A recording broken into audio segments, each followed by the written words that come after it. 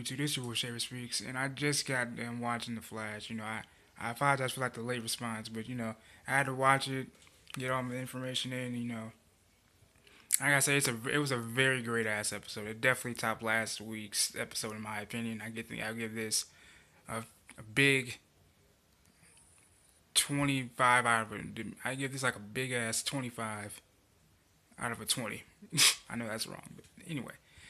Overall, I love this episode because it featured Rupture. Now, those who don't know, Cisco has a brother named Dante who's always been like, I guess you could say, the golden child of his family, of the Ramon family. In an earlier episode back in season one, you saw them celebrate Dante's birthday. In Cisco, you could see that he was really uncomfortable in meeting his brother because they hadn't been close since they were kids, and you could tell that the parents really spoiled his older brother and felt that he had all the much time because he either played the piano, but it seems deep down, you could tell Dante just didn't love what he was doing. And then also you have Cisco, who was, in their opinion, like the outcast and the one that really had the brains, and he really wasn't treated the same way his brother was. But we learned this episode that they decided to rekindle their bond as brothers after after witnessing Rupture, Dante's doppelganger from Earth 2, because Rupture came down looking for Vibe, aka Cisco, because Rupture was under the impression that Vibe killed his brother, Reverb. And, as anyone knows, if you have a family member that get killed, you want revenge. So that's exactly what Rupture came down here to do. And he failed miserably, but he was killed by Zoom because those who don't know, we also seen a reoccurrence from Caitlyn and Jay, as she called him. At CCPD. Unfortunately, a bunch of cops were killed in trying to stop Rupture. But he was captured by CCPD for only about, and I would say, in my opinion, a good 30 seconds. After Zoom realized that it was just a hologram, he picked up the camera in like a selfie mode like this and told the world, hey, there is no Flash. You only were given a hologram to give you guys hope. There is no more Flash, and your world will fall to my.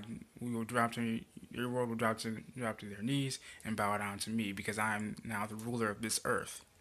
Nothing new. It's a simple evil guy thing. And overall, I loved this episode. I loved this episode. And throughout the episode, you see Henry Allen, who is Barry's father, biological father, who is all you've seen him in the prison cells throughout season one. AKA for those who don't also know, he's also John Wesley Shipp, the one that played the Flash back in the '90s. And to see him reoccurring as Barry's father is really heartwarming. For all the the real Flash fans, it was really great to see that John Wesley Shipp was a part of the series. I love that part. I love the aspect of him being a part of the cast. But you also see Barry telling his father that I need to get my powers back because Barry had to readjust to his normal life again without his powers because he gave his powers up to Zoom to save Wally's life. And and Henry told basically Barry that you didn't really need that power. So he basically asked him, so you need those powers to make you great? And basically, you can see throughout the episode, Barry was very extremely conflicted with getting his powers back and not getting his powers back. Now, luckily, throughout the episode, you see them actually utilizing a hologram, which I think is a brilliant ass idea to give at least the people of Central City some hope, so then they can not catch on to the fact that the Flash isn't there. Brilliant idea in my opinion. But as we all know, at the end of the episode, Barry succumbed to getting his powers back. In my opinion, we literally seen this man get vaporized. We seen the flesh peel off his face. We see him. In my opinion, I believe he went to another dimension. Actually, being that he was just disappeared. You see like his chest crest fall to the ground and tattered with all burns from the lightning, and you see Zoom. You see Zoom looking out the window of an apartment. He's in CCPD, I believe, and saying no because they're recreating his speed. And he wants to be the number one guy. He wants to be the number one villain. Nobody can stop me. Because he figured he has his flash of speed. So what can he do now? That arrogance of a villain. Typical. And you even see Zoom make a cameo and say, so you thought you can give the Flash his powers back, but you killed him instead. Well done. And dip the fuck out. It was that was pretty gangster shit, but it was also a very emotional moment for me. I had to hold myself together, man. And I apologize for annoying Tag when I was trying to stop it from playing.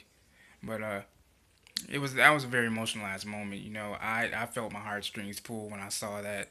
And, we even see Jesse and Wally can make it out of the out of that out of that little room. As I like to call it, the Tachyon workshop is what I like to call it. They make it out.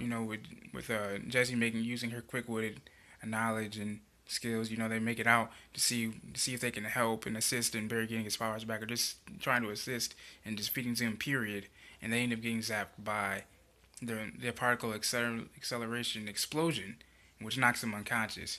You even see the rest of the Star Labs team. Just be in shock because they don't see Barry anymore. They think he's dead. You even hear Henry Allen say, "What did you do to my son?"